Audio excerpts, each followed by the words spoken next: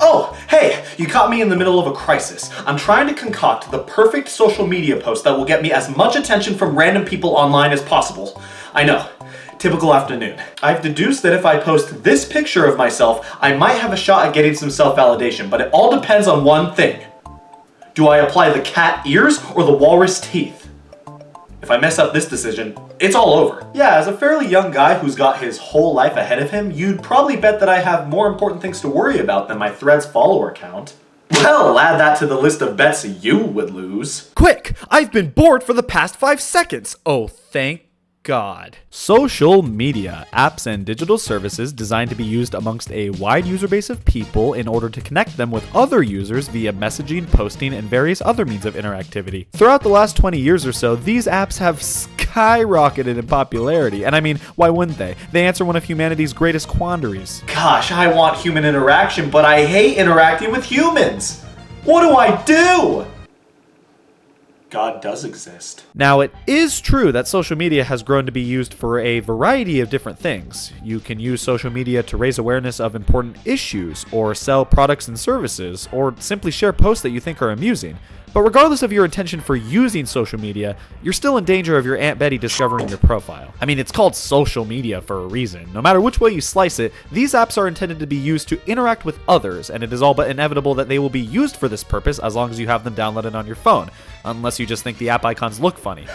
Regardless, there's a reason why so many people actively use these apps on a daily basis. For one, they're easily accessible. All you have to do is own a smartphone, or in some cases, just have a form of internet access. You can post damn near anything you want, and you can follow, message, and interact with whoever you please. Social media gives people a platform to speak their mind, which may not always be a good thing, but it's the most accessible medium to do so for many of us out there. I know a lot of people that keep in touch with their relatives exclusively through websites like Facebook and Instagram, due to often living in distant parts of the world from them. Without the medium of social media, this wouldn't be possible for a large demographic of people, or at the very least, it would be marginally more difficult. And even if you don't personally use it yourself, you can't deny that, to many of us out there, social media is a wonderful thing. Besides the fact that it also fucking sucks. Now, you may be thinking to yourself, Antonio, how can you say that? There are so many benefits to social media. Yeah, there are benefits to murder too, reducing overpopulation rates. Yeah, it's no secret that my impression of these apps has sort of been sullied within the past couple years. Now, does my disdain for social media equate to a lack of me using it? What the is this? Trust me, I've gotten my fair share of use out of these apps in the past, but one day I woke up and realized cancer still exists, and I'm more concerned over how many people voted on my Instagram poll last night. It's not that I think these apps are pointless, I just think they're fucking stupid. Obviously, I'm being a bit harsh here. Social media has so many different uses, and a lot of them are really helpful. Just because I don't have the best impression of them doesn't mean no one should ever like them or use them. But with all the social media apps available today, and the number seemingly increasing more and more every year, it begs the question, how many of these apps are really worth your time? I mean, there's gotta be some diamonds in the rough here, right? You know what they say, one man's trash is another man's treasure. If that treasure was cyanide. And just because I'm not a big fan of social media doesn't mean I'm not able to see its worth. I mean, there's gotta be some reason why there's over 1 billion people on TikTok, and I don't think it's just because of blackmail. Without further ado, let's take a look at some of the biggest social media juggernauts of all time and see if they really are worth anxiously checking 20 times a day. Spoiler alert, they're not. Now, I only started using social media in 2015, but it's important that we recognize that it had been around for quite a while before then, really starting to blow up around the mid to late 2000s or so. And wouldn't you know it, it all started with a fart. I call it that because just like a fart, it was a precursor to shit.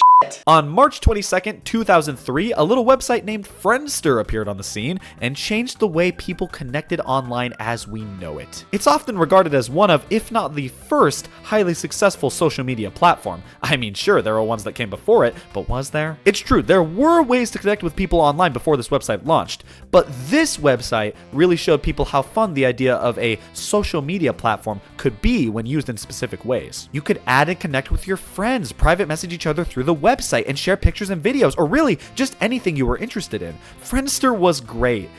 It just didn't have a lot of staying power, but that's not to downplay its success early on in its life. I mean, the user base of Friendster had reached over 3 million within the first few months of its launch, which was and still is insane for the time. And it grew substantially past that while it was still around, so obviously it was doing something right. But if you want to succeed in life, you don't just copy your friend's math homework. No, you only copy the correct answers. Using the best features of Friendster as a foundation, MySpace was officially launched on August 1st, 2003. You could argue Friendster was the true start to the big social media boom, but at least in my eyes, MySpace put the whole concept of social media on the map. It's like, yeah, weed existed before bread, but come on, bread is just so much better. It seems that even though Friendster laid a lot of the groundwork for future social media sites, MySpace took a lot of the ideas that Friendster introduced and polished them to make an even cleaner and more appealing social media experience. And what really made MySpace stand out in comparison to competing websites was how it supplied its users with a plethora of ways to customize their profiles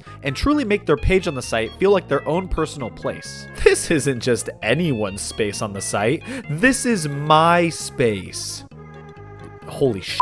MySpace also had this weird feature where you could manually pick your top 8 friends out of all the people you added on the website. It was like, finally, a way to organize a hierarchy of your closest pals. I don't need MySpace for that. But just like taxes, the death of MySpace was inevitable, and with declining user interaction over the course of the late 2000s and early 2010s, well, let's just say the writing was on the wall. And on my shirt! Surprisingly enough, MySpace is actually still around today, which is something you can't say about Friendster. But it is a far cry from what it used to be, being used primarily as a hub for music industry related news articles nowadays. Despite being remembered as somewhat of a joke in today's day and age, it can't be understated how much of a groundbreaking success MySpace really was, at one point being a home to over 100 million active users. But even though I remember hearing about MySpace as early as when I was about 8 years old, I never found a reason to use it myself. Same goes for Friendster. Yeah, that's right, I have 2 shirts. Yeah, these sites were a little before my time, but that doesn't mean they didn't pave the way for greater things. They didn't. Now, you may have just been thinking to yourself for the past 3 minutes, Cut the bullshit! Just get to the bullshit! well, you're in luck, because we're finally going to talk about Facebook. Now, if Friendster was wheat and MySpace was the bread made from the wheat, Facebook is a delicious roast beef sandwich. Side note, I found the roast beef in the back of my fridge. It might be expired, but I don't waste food. Facebook was one of the first social media platforms that I ever heard of and witnessed people actively using. I remember my dad was really into it when I was a kid. He'd be locked into checking his Facebook feed while I was out playing in the street. But I can't blame him. Facebook was a phenomenon back in the day. The idea you could connect with anyone and everyone that had a profile, all on a medium with such a sleek and appealing user interface, everyone wanted to join the party. Wow, this is fucking awesome! At a time when virtually connecting with people was seldom heard of outside of email, Facebook was a revolution. Nowadays it's like, oh, you still use Facebook? The breakup's been that rough on you, huh? For a while there, I would say Facebook was the definitive social media platform. Hell, you could even argue it still is. It just resonated with so many people. You make an account, post anything you want, make friends, see what your friends are posting, waste your time, feel self-conscious. It was perfect. It just made sense. Facebook may have not been the first social media platform, but it practically was the first for a significant amount of people. And even to this day, Facebook continues to maintain relevance, albeit on a smaller scale than it used to. So, what does Facebook have that makes it stand out from the current competition? Well, the letter F for one. Take that, Friendster! Beginning with its inception in 2004, every Facebook user was given their own page, previously known as a wall, where they could post their innermost thoughts and secrets. Like I can't already do that with this one. Nowadays, this is known as a timeline, but it essentially serves the same purpose. A stream of content displayed on your own personal profile, which includes all of your previous posts. Your Facebook friends can also post messages to your profile that you or anyone else that you're friends with can see, and dear God, human beings were not meant to have this much power. Facebook also does a pretty decent job at organizing every user's profile in a logical way, separating posts, photos, friends list, general personal info, etc. Because if I'm gonna post my social security number, it better be separate from the pictures of my cat. I'm kidding. I don't have a cat. Facebook also has a plethora of other features separate from the main social media aspects of the website. One of my favorite features of Facebook has always been the games. You see, Facebook has a bunch of games that are embedded into the website, and because of this, you can easily play them with or against any of your friends. This is a wonderful idea,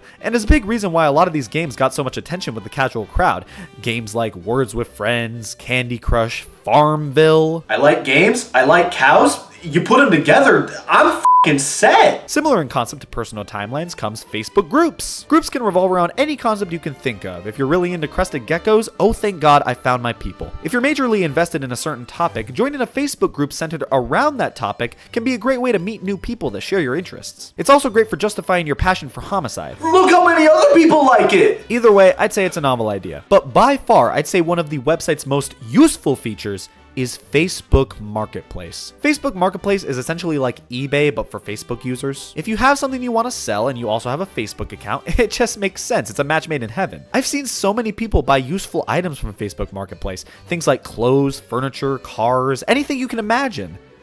Anything. It can be a great resource for selling things locally, and it's something I can genuinely say that being integrated into Facebook helps benefit the experience. Getting in contact with people through apps meant for reselling things can be a pain, but with Facebook Marketplace, it's seamlessly combined with Facebook's already established Messenger app. I'd say those are the main features that make Facebook stand out. It seems like a pretty great service, right? Alright, listen, Facebook was never really my thing. I think by the time I actually made an account in 2015, Facebook had been around for so long that it had kind of lost its luster. There were also a ton of other social media apps that had popped up by then, many of which were a lot more popular with my age demographic. Yeah, it does seem like Facebook resonates a lot more with the older generation, and it's understandable why. I mean, a lot of these people joined around the time of the platform's conception and have stayed pretty faithful to it throughout its life. But that doesn't mean I never see younger people use it. I see way more people around my age use it than I would think. Though I feel like opening Facebook is more like a nervous tick for them. Let's be honest here, if you're under 30 and still have Facebook, the main reason you probably keep it downloaded is to keep track of your friends and family members' birthdays. I do see the value in Facebook as a platform.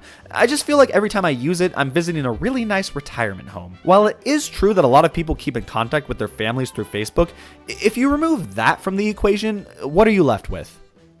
That. A few years after Facebook launched, the world was graced with a little app known as Twitter. A service that's also been around since the big social media boom of the mid-2000s. Twitter's always been one of the de facto platforms to connect with people online, right up there with Facebook. And if we're considering Facebook to be an old fart of a platform, then Twitter can be considered to be that friend of Facebook that's also pretty f***ing old, but still has a spring in their step. The spring is rusted. So why use Twitter? Let me answer that by asking, why get up in the morning? That's right, a blank expression was the correct answer. Well, to me, Twitter's main hook has always been the nature of how you're expected to post on it. You see, posting on Facebook always kind of carried some weight. If you were making the conscious effort to post something on Facebook, it was kind of a unique occasion. Like, gee, sound the alarms, this guy's about to post an update to his relationship status. With Twitter, it's always been like, yeah, whatever, post your goddamn shopping list, I don't give a f***. These are what's known as tweets. I think what makes Twitter appealing to so many people is how simple and streamlined the whole process of posting a tweet is, or at least how it's presented in the app. You could just be going throughout your day, have a random thought, and just tweet it right then and there. In fact, I feel like the app has always encouraged this kind of behavior. You can only post up to 280 characters in a single tweet. It's like the app is directly telling you, keep it brief, honey. Now, you can post pictures and videos to the app, but most of the time when you use Twitter, you're going to be popping in to spout out a sentence or two and then go on about your day. At the time of its launch in 2006, Twitter felt pretty goddamn revolutionary. It gave us an easy way to project our stupid f***ing opinions out into the world. I was going to write a blog post about how much I hate cottage cheese, but this is just so much easier. It couldn't be more simple. You can like and comment on tweets that you scroll by, or you can retweet them. Retweeting is essentially like reposting, except you're actually giving credit to the original poster. Now, it is important to mention that you can't edit your tweets after you post them. So if you happen to catch wind of someone who actually likes cottage cheese, you better be prepared for the backlash. With the simplistic nature of Twitter, you'd think it would capture the hearts of millions, and it definitely did for a while there. But I don't think it's controversial to say that the appeal of Twitter has gone down significantly over time. I wonder why. Listen, I'm not trying to get political here. If I wanted to get the attention of a politician, I would just tweet something pornographic. But it's hard to ignore the fact that there seemed to be a lot less criticism directed towards Twitter before it recently went under new management. Ever since April of 2023, Twitter's gone through some pretty major changes. First and foremost being the name of the app. Seriously, what the f*** is this? X is one of, if not the worst name for a social media platform I've ever heard. It's so corporate. I think part of the appeal of the original Twitter, even if it was purely an aesthetic thing, was the app icon. Like, damn everybody, let's check out the bird app. It'll be a hoot. Get it? But now, every time I go to check Twitter, it's just depression. I get enough of that for my everyday life. I don't need more of that shit from a fucking app. But hey, the rebranding in the grand scheme of things is superfluous. But that's not all that changed about Twitter around this time. Ever wanted another subscription service in your life?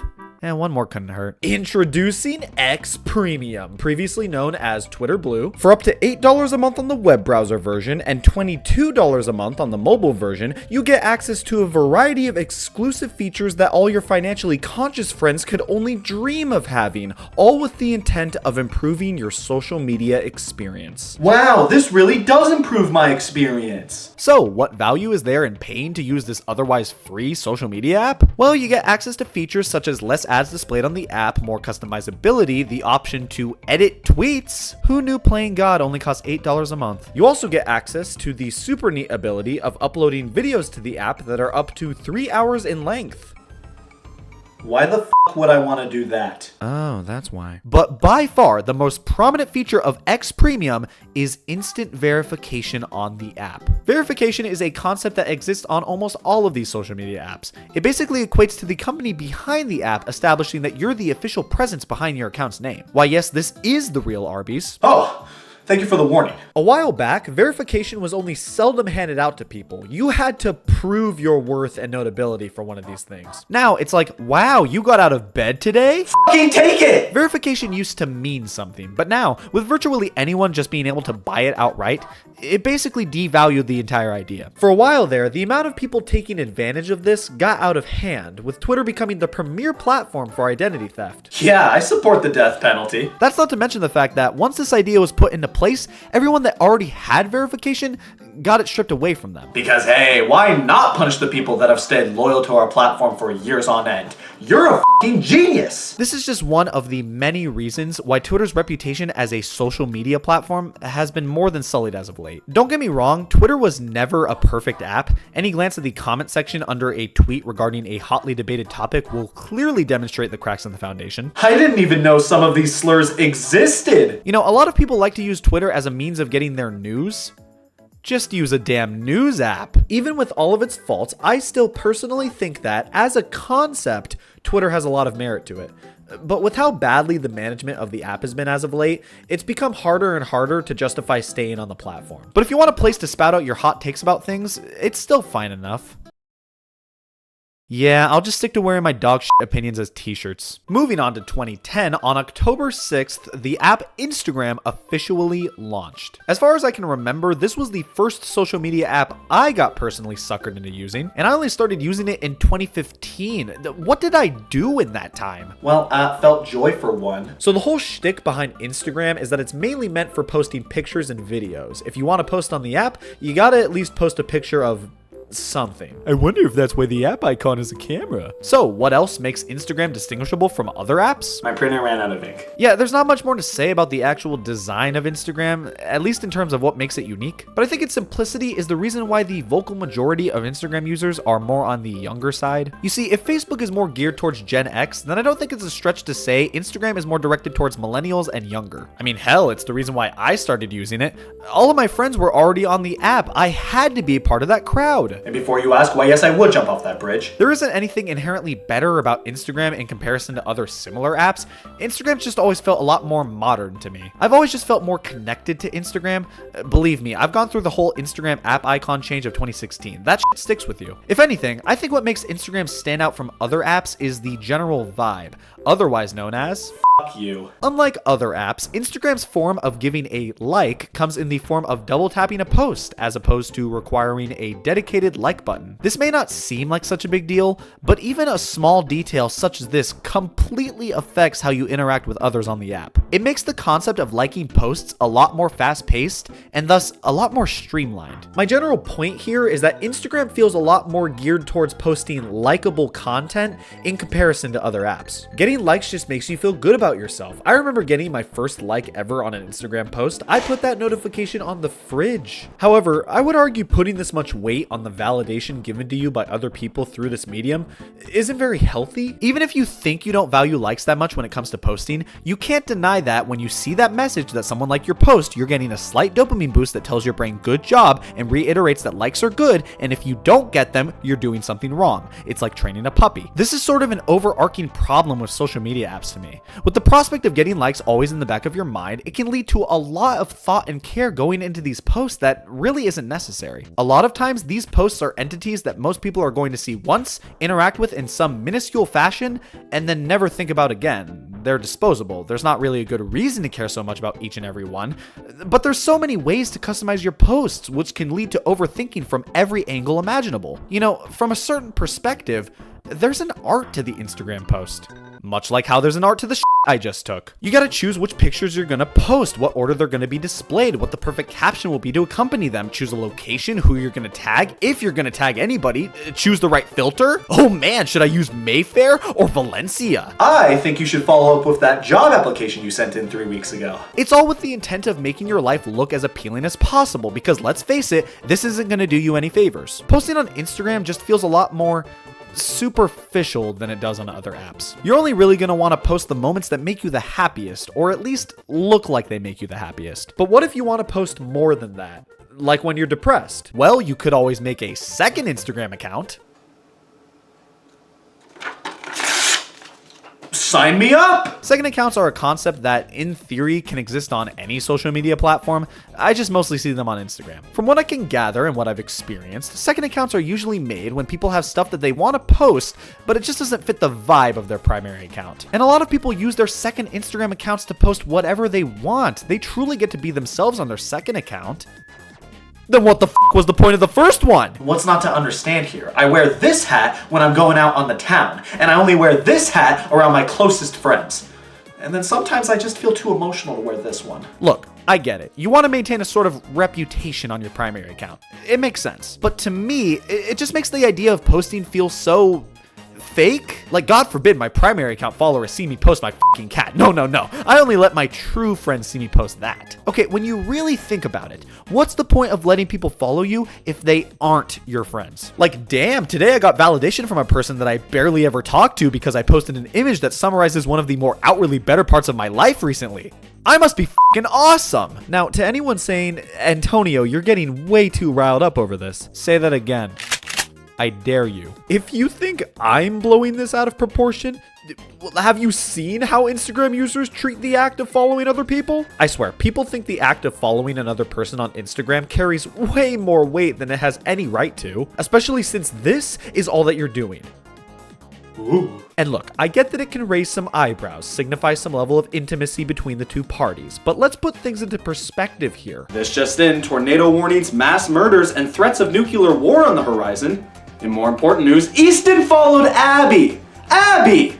Like, damn, man, just admit you want to f her! But what about the actual content on Instagram? What is there to digest? Well, besides pictures of people's everyday lives, Instagram is chock full of other types of content. One of my favorite types of accounts to browse through on Instagram has always been the art-based accounts. There are some really talented artists on the app, and without Instagram as a platform, they may have never gotten the recognition they deserve. You can also find comedy skits, music, sports highlights, movie trailers, internet memes. There's a lot of stuff to see. But what if you want to find new content? Well, you could always check out Instagram's Explore page. Instagram's form of finding new content has always been a little quirky to me. You see, much like other apps, Instagram recommends new posts to you based on the content you like. But further than that, it can sometimes recommend you content based on the post that you've interacted with, meaning posts you've liked, commented on, shared, even just viewed. I can look at one picture of a frog and then the next day my Explore page is full of amphibian content. Not that I'm complaining. It can also present you with content based on what the people you follow have liked. It's like if on Netflix you were recommended shows that your mom's been watching just because you share an account. Like, God, I don't want to see that. But overall, I gotta say, Instagram? It's definitely not perfect, but I find it a hell of a lot more tolerable than other social media apps out there. Though there is the possibility that I just have a pretty established bias due to this being the first social media app I ever used. You never forget your first time. No matter how hard I try. Next on the chopping block, we got Snapchat. Initially launching in July of 2011, the app was originally known as Peekaboo, which still would have been a better name than X. Unlike the other social media platforms we've covered thus far, at its core, Snapchat is an instant messaging app. However, what makes this app unique is the glaring camera-centric interface. Right from the moment you open it, the app either prompts you to take a picture of whatever's in front of you, or it reminds you how ugly you are. It's one of the two every time. It's encouraging you to snap and chat, hence the name Shoot Gossip. Another distinguishable feature of the app is the implied intent behind using it, with its main focus being on sending messages that go away right after they're read. You do have the option to save messages or screenshot pictures if you want to,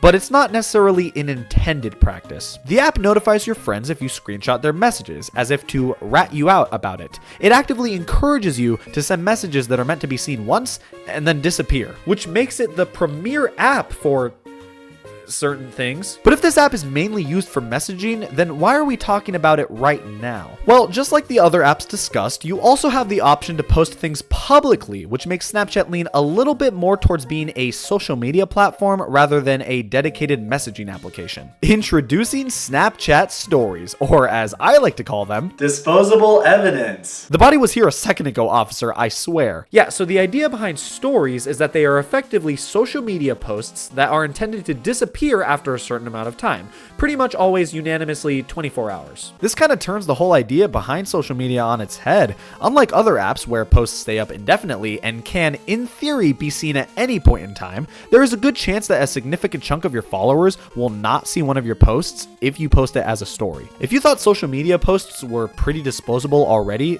these are literally born to be discarded. So what's the point of all of this? Well, it's not unsimilar to asking, what's the point of living if we're all gonna die?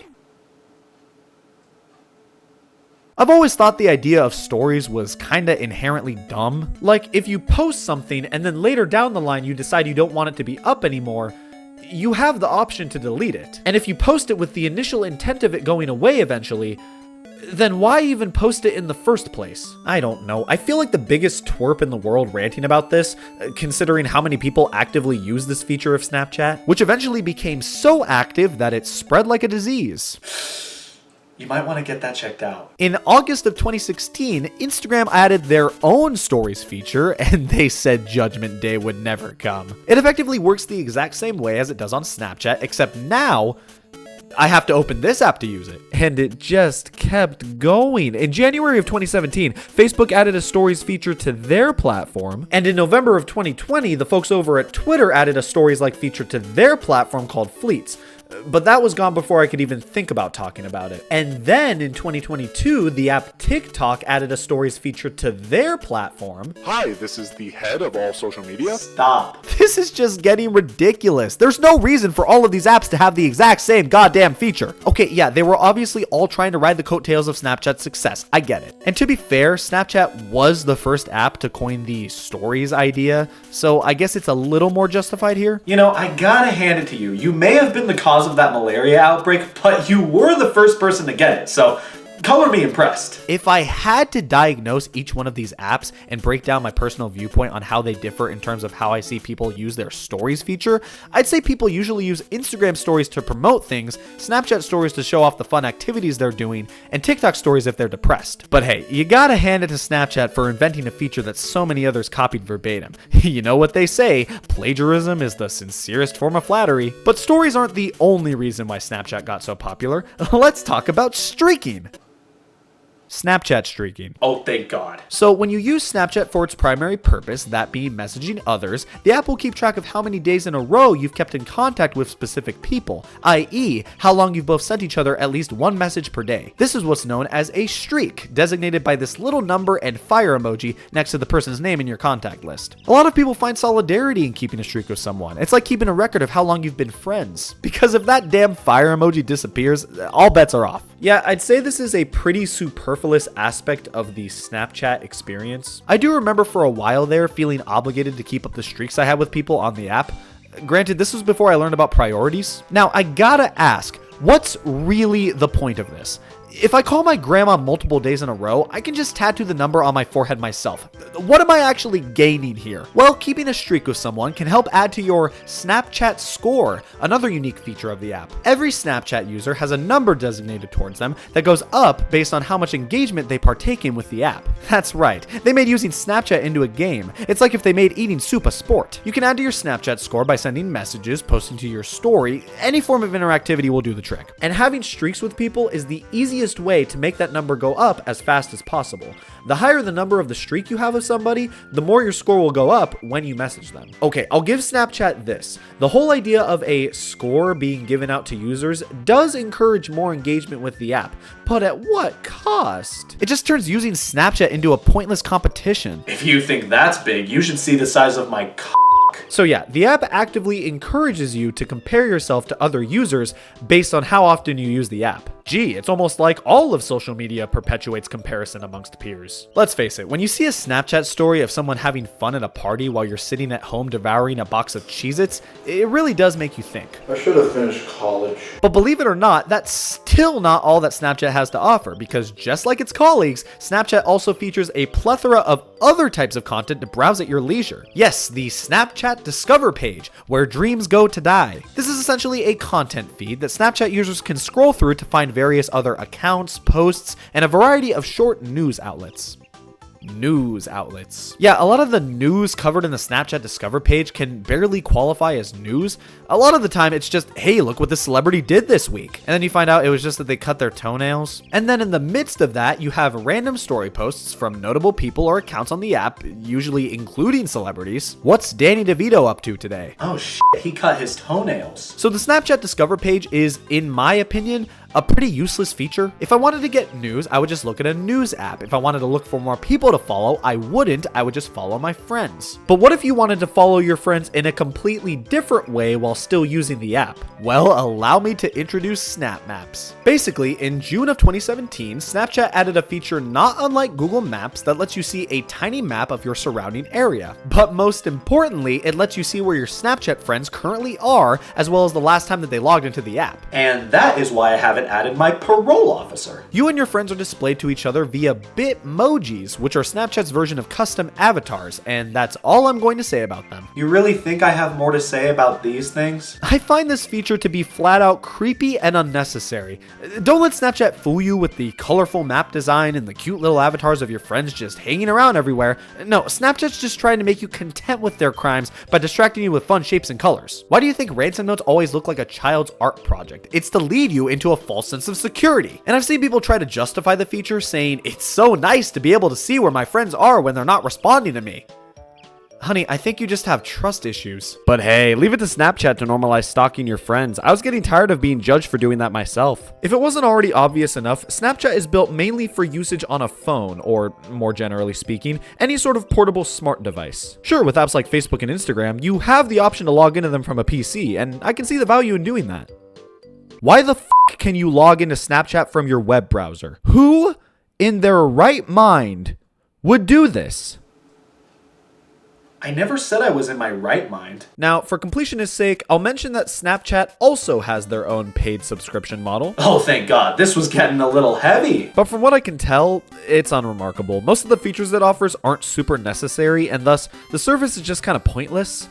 Much like the app itself. But that is basically all that Snapchat boils down to, and I forgot to talk about the filters. So Snapchat is remarkable to a lot of people for how good the face tracking is on the app. There are a plethora of facial features you can apply to your pictures and videos, and a lot of them are found to be very funny or cute. The dog filter in particular was a popular motif amongst the Snapchat user base for a while there. For the love of God, please let me be done talking about this thing. I will admit, Snapchat does have a lot of aspects that make it unique. So did Stalin. Yeah, I never really was a big fan of Snapchat. As a social media app, it's fine. As a messaging app, it just feels really juvenile. I can't just send a happy birthday message to my friend. I need to add a picture of my lunch. I think as a whole, Snapchat is a lot more tailored towards the younger crowd, but that doesn't stop creepy adults from using it to message minors. Officer, you don't understand. They have a streak. I don't know. If people like using Snapchat, good for them. I just never really cared for it. Speaking of apps of the like, in September of 2016, the world was met with the launch of TikTok. Granted, initially exclusive to China, although it made its international debut only about a year later. Am I the only one that was surprised to learn this app's been around for that long? I swear, I didn't even hear about it until a couple years later, let alone download it. Well, it's all because of what went down in 2018. In August of that year, the company behind TikTok bought out the app Musical.ly and then subsequently merged the two platforms. You see, Musical.ly was really popular in 2016. It was all about making videos of you lip syncing to popular songs, which was pretty much the only content on the app. This word has lost all meaning. But Musical.ly was just a fad, a flash in the pan, unlike TikTok, which I just can't get out of the pan. So in the first half of 2018, TikTok only had around 104 million users. Nothing to scoff at for sure, but after the merge with Musical.ly, TikTok's popularity skyrocketed, surpassing 1 billion downloads in a matter of months. And you can argue some of that success came from TikTok now being the default platform for lip syncing videos, because God forbid we go a day without this. Yeah, unlike the other apps we've discussed so far, TikTok is mainly meant to be used to post video content. Sure, you can do that on apps like Facebook and Instagram, but here, it's the whole damn appeal of the app. And when I say appeal, I ain't kidding, as TikTok's amassed over 4.7 billion downloads as of November of 2023. So, why is it so popular? Why do so many people use it? Why should you give a shit? Come back to me on that one. Well, there's some pretty entertaining stuff on the app, no doubt. And just like other social media apps, a lot of the talent on TikTok may have never been discovered without it. You could make the argument TikTok is more of an entertainment platform rather than a social media app.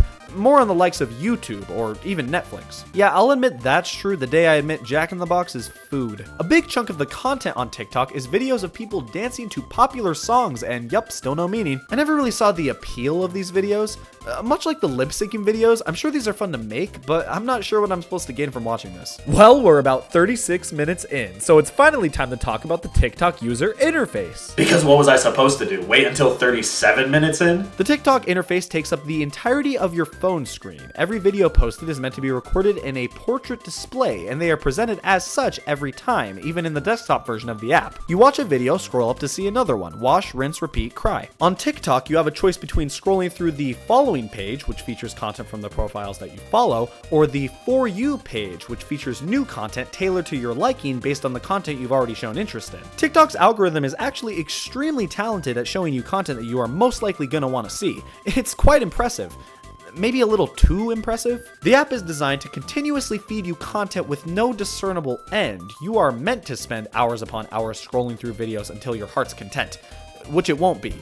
Ever. And this leads me to another point of disinterest regarding social media, the addictive nature of it all. You can easily spend so much of your time constantly scrolling through these apps and their seemingly never-ending streams of content without even realizing it. And by the time you do realize it, it's too late! And in my opinion, TikTok is the biggest offender of this. I've heard so many of my peers say that they'll do nothing but scroll through TikTok for hours at a time. It's downright unhealthy. And trust me, I've tried it for myself, and I can say wholeheartedly it does not negate the depression. So, what does TikTok contribute to our livelihood? Well, as I mentioned earlier, TikTok has allowed for the breakout success of a lot of talent on the app, and that extends to the music featured as well, and as an extension, the artists behind the music. What typically happens is an artist will put out a song with a catchy beat or hook, or some sort of relatable lyric, and then a bunch of TikTok users will make videos featuring the song, which go viral, and thus bring more ears to the original song. It's actually caused a huge shift in the music industry as a whole. Suddenly, everyone was trying to get their songs to go viral on TikTok instead of, making good music. This is what TikTok is widely known for now, making songs, both old and new, go viral, and thus these songs are typically associated with the app itself. And this applies to the dance moves being done commonly in the app's videos as well. Once one person makes a video of them doing a dance, suddenly everyone wants to jump on that bandwagon. It's rare that a social media app has so much mainstream influence that it causes an entire term to start being used in conversation because of it. These aren't just dances, they're TikTok dances. These aren't just songs, they're TikTok songs. What the hell? I want my name to be used as an adjective for things. Look, everybody, it's an Antonio piece of shit. Thank you! But what about the non-music related content on the app? Want to talk about that? Yeah, I got time to talk about f***ing garbage. Okay, yes, there is some good content on TikTok. Some of the things that I find value in include the more educational content from creators like Hank Green or clips from stand-up shows from various comedians. I don't want to downplay the people that actually have talent and put effort into their TikTok content, but my god, do you have to search through some trash to find them sometimes. You see, because of how TikTok curates its content, it's a lot more likely you're going to have to sit through a good amount of duds before you actually find the good stuff. You're a lot less likely to seek out specific creators on TikTok than you are on, say, YouTube, for example. And because of this, you end up watching a lot of the less notable content out there, or as I like to call it, the vocal majority. Videos of people dancing, videos of people lip syncing, videos of people loudly stating their discriminatory hot takes. This is the kind of stuff that detracts me from using the app. Now, I realize this could just be my experience, but I just don't have it in me to use TikTok any more than I have to find out if this will ever get better. I have better things to do, like read about string theory. Oh, god damn it. So, final verdict, TikTok can sometimes be a pile of dog shit, but it can also be a pile of horse shit. Yeah, I'm not a fan of this one. I'll admit there's a lot of good stuff on here, but it's just not enough to justify using it all the time. But the notability of TikTok and its influence on our culture cannot be understated. And with its widespread success, it's no wonder other social media apps wanted a piece of that pie. Well, gluttony is a sin. In August of 2020, Instagram Reels were introduced, a part of the app where you can watch short-form vertical videos, or in blatant terms, fucking TikToks. Hell, most of the time, people just re-upload videos from TikTok to Instagram Reels. And then, in September of 2021, Facebook introduced a TikTok-like feature to their platform and called it, okay, now you're just not even trying to be subtle. Yeah, I'm aware Instagram is owned by the same company as Facebook, but come on, they couldn't have even been bothered to try being more creative with the naming scheme. This is indicative of yet another one of my problems with social media as a whole.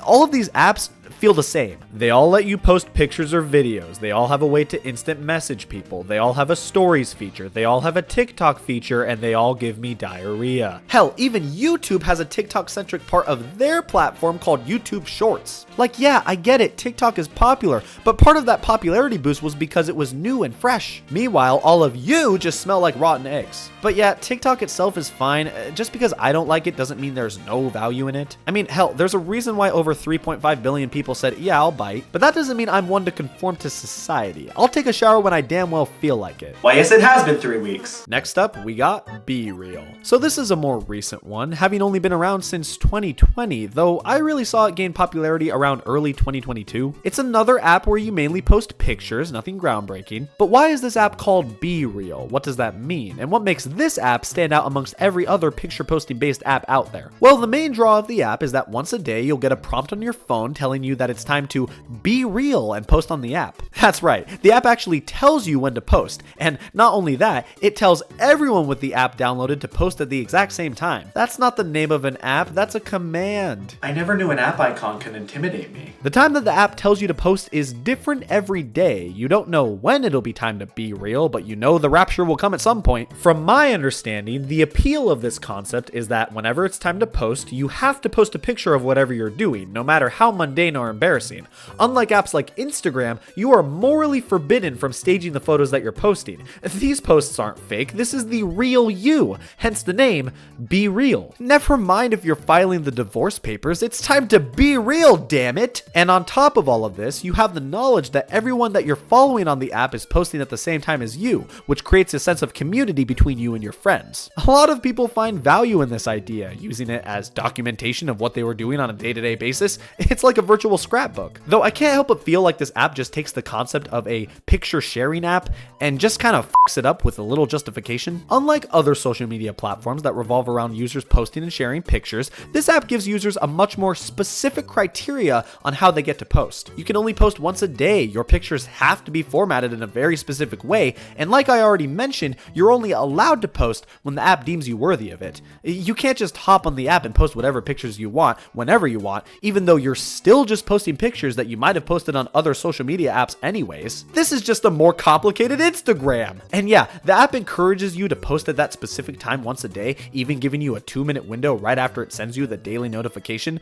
but it's not strict. You can still post at any point in the day afterwards, even if you miss the 2-minute window. It's not like the app points a gun to your head saying, do it, bitch. But if you're not posting at the time that everyone else is, then what's the fucking point? I get it. The appeal of the app revolves around feeling a sense of unity amongst your peers. You're not the only one sharing a photo of yourself in your piss-stained boxers at 3 p.m. on a Tuesday afternoon. There's about 8 of your other friends that posted the same thing. It helps to combat the loneliness. Why would I be against that? Well, I feel like this all perpetuates a sort of mob mentality amongst the users of the app. I already feel like social media as a whole does this.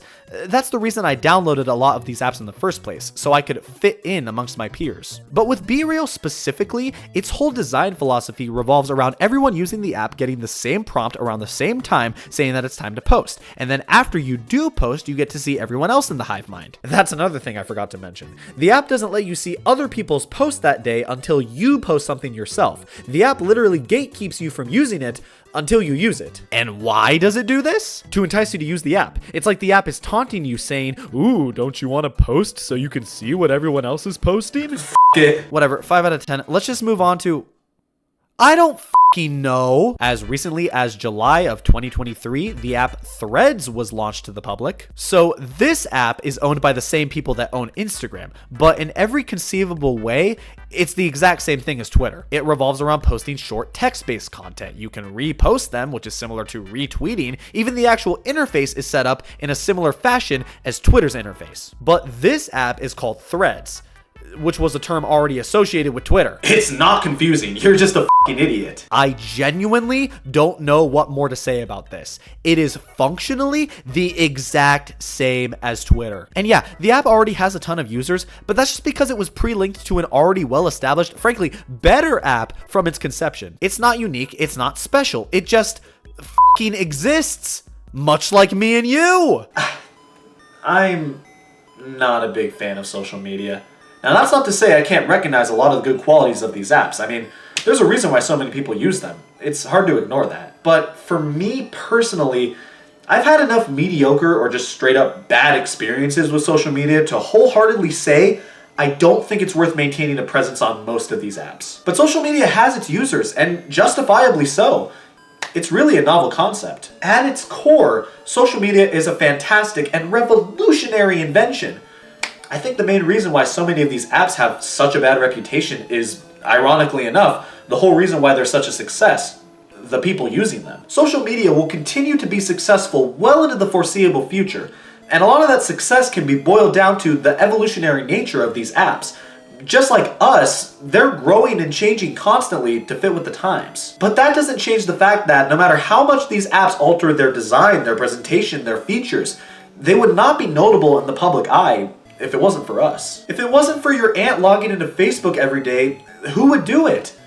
But it's also your aunt's fault that Facebook is such a disgrace. If you have a bad experience with one of these apps, it was probably because you saw something posted by another person, whether it made you feel angry or sad or insecure or anything negative. If you really wanted to avoid that, logging off of these apps entirely might have been your best option. But this isn't a problem for everyone, and that's good. Just because I've had bad experiences with most of these platforms doesn't mean they shouldn't be used, not by a long shot. There are so many good things that can come from the widespread use of these apps. So much talent and art to be shown off and messages to be spread. It simply wouldn't be possible any other way. I mean, hell, I didn't even talk about YouTube, and you could definitely make the argument that it itself is social media. Sure, maybe not in the same way as some of these other apps, but at the same time, it shares a lot of the same principles and features. And I use YouTube all the time. Maybe I could learn to come around to the other apps too. I started this whole discussion with a very negative attitude towards social media, but giving myself a chance to look at various sides of the argument has been very therapeutic. It may have taken me some time, but I finally realized I'm going with the walrus filter.